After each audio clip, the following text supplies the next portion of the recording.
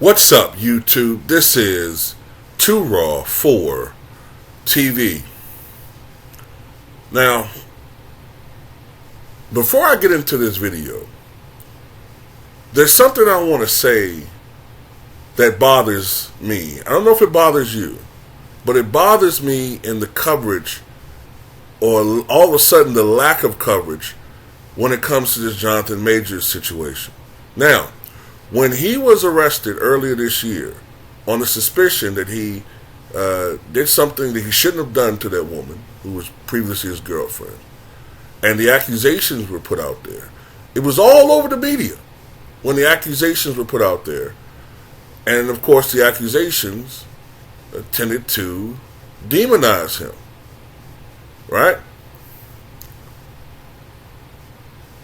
However, I've noticed that since the tide has turned in this situation, and now that the evidence is starting to clearly show that Mr. Majors is innocent, and not only is the evidence starting to show that he's innocent, but the evidence is now starting to suggest that there was a nefarious agenda by the arresting officers to slander him. And there is acute evidence of RACISM. I'm not even going to say the word, because it's like, for me to say that, it's like, I'm playing a race car. No, I'm not. No, I'm not. No, I am not. I don't play when it comes to that. I only bring that term up when I think that there's concrete proof of it. I also want to bring something to people's attention.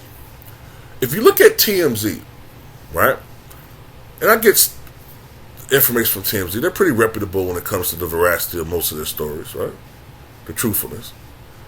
But I noticed when Conor McGregor, who's been accused time and time again of doing dastardly things to women, right, unspeakable things, I've noticed that with this latest situation, TMZ was very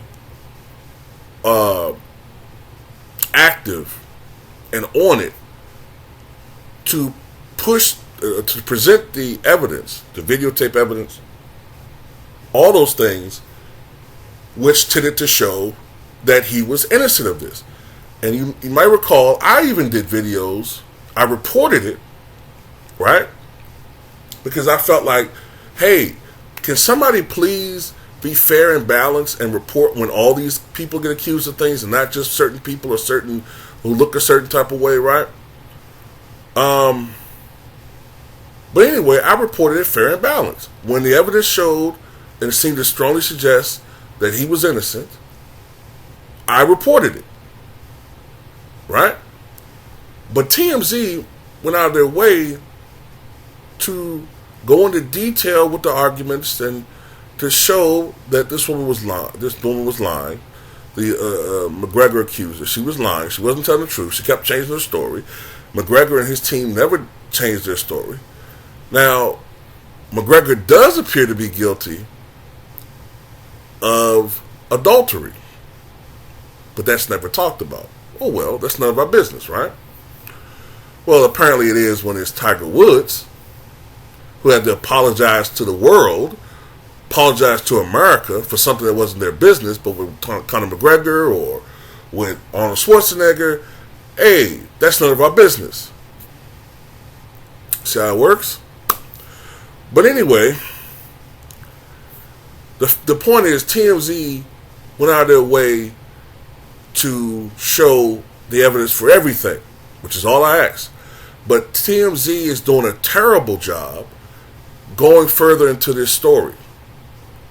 And all they care about is now who Jonathan Majors is dating and is making good. No, don't go away from the story now, because it's not catering to a certain audience that wants to demonize a person like Majors. And there are people out there. Look at Lipstick Alley. Take a look at Lipstick Alley and look at the demons who look like us wanting this man's downfall. But I present to you the evidence which overwhelmingly suggests that Mr. Majors is innocent. And I'll put a link to this article in the pinned comment in the comments section below. According to Priya Chaudhry, that's his lawyer, evidence. There are multiple witnesses who can attest that Majors never did anything to his now ex-girlfriend, Grace Jabari, including the driver of the car that took Majors and Jabari from a Brooklyn bar the night of the incident. He's ready to testify that he never saw or heard Majors raise a hand or voice at Jabari, and that as Majors tried to get away from her, she pulled on and ripped his coat.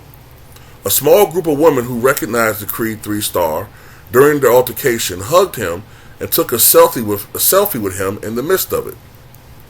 The bartender at Lucy's nightclub at the Moxie Hotel in Manhattan, who remembered Jabari's British accent, would testify that Jabari was having a great time and that he recalled no bleeding ear or bruised finger.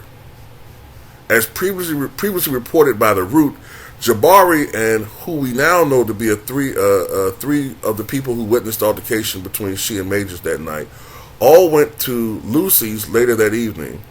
In different security cam photos, we can see she can be seen using her allegedly injured right hand to shuffle through her wallet for the credit card, handle her cell phone, hold a menu, clink champagne glasses with her friends, write in and hand a note to the DJ, give what appears to be a fist bump into the air on the dance floor, and finally sign a check. The building handyman of their shared triplex penthouse, who accompanied Majors when he arrived hours later to help unlock a walk-in closet door where Jabari was allegedly found half naked and passed out on the floor. An unidentified witness who was on the phone with Majors as he came back to his penthouse after spending the night at a hotel and found Jabari in his closet. Per Chaudhry's evidence, Jabari charged rounds of shots and an $800 bottle of champagne to Majors' card while at Lucy's. After seeing a breakup text from the magazine Dream Star, she also allegedly charged a taxi ride back to their shared triplex penthouse, where she arrived at 3:23 a.m., according to surveillance footage. Insider also notes that after Majors sent the text, he allegedly turned his phone off. In response to it, Jabari allegedly called Majors 32 times and sent several texts accusing him of infidelity. According to Chaudhry, footage from the street corner where Majors allegedly got out of the car during the altercation, footage from Lucy's nightclub, footage from their shared penthouse elevator footage all show that Jabari was allegedly the aggressor, who didn't show any signs of an injury to her hand or ear before heading back to their penthouse. She argued that Jabari instead took a fall while alone in Majors' penthouse apartment after drinking and taking sleeping pills. NYPD body-worn camera video turned on to Chaudhry by a prosecutor showed a disorientated seeming Jabari telling cops and paramedics that she had drank to the point of throwing up in the bed and had taken several sleeping tablets, the defense lawyer said in the letter. Jabari had no idea why her finger was bruised and her ear was bloody. Chaudhry said in the letter, instead telling first responders, "I don't know," about how she got the injury 19 times. She also asked what happened to my finger to one of the cops when she was alone with him. Chaudhry told Insider, saying that the police body cam footage showed Jabari looking down at her hand as if discovering the injury for the first time. Chaudhry said in the letter that Jabari also told the officers that she started a fight in the car because she saw a text from another girl, wanted to see his phone, and tried to grab his phone. But then the cops kept asking her if he hit her, punched her. Chaudhry told Insider. At one point in the body cam footage, the cop who would end up swearing out the original assault complaint can be seen on the video touching his own throat several times while questioning what Majors did, as if coaching her. Chaudhry alleges in the letter, but the police videos do not show any visible injury to Jabari's neck. As alleged in an April 8th letter to Manhattan Criminal Court Judge Rachel S. Pauley, Chaudhry maintained that Jabari had no injuries to her right hand or ear as was previously claimed, and pointed out numerous occasions throughout the night after the alleged assault where Jabari frequently used her hand with no problem. Chaudhry also said that she suspected that medical records showed no injury to Jabari's neck, hence why the allegation that Majors put his hand on her neck causing bruising and substantial pain had removed in the complaint and the strangulation charge had been dropped. And there was also something else that's not listed here, where apparently police officers were asking Jabari how could her boyfriend, or how could he afford this apartment, which is none of their fucking business, right? None of their business. But they were asking this. Why? Because they recognized that he was black. And they even, I believe, that it was even said, how can a black guy afford this apartment? So it sounds to me like this was a bit of a conspiracy, right? With all this evidence, all this juicy evidence, why is this not being reported on TMZ? Why is TMZ not reporting this? But you reported it when it looked like he did something. But anyway, I feel like this had to be put out there because I don't want this man's career. This would be one of the gravest injustices in the history of Hollywood if this man's career was ruined off of a lie, and a blatant lie that's been disproven. But the media, because they're more interested in making money than providing the truth, is not disseminating this to the public. But anyway, tell me what you guys think.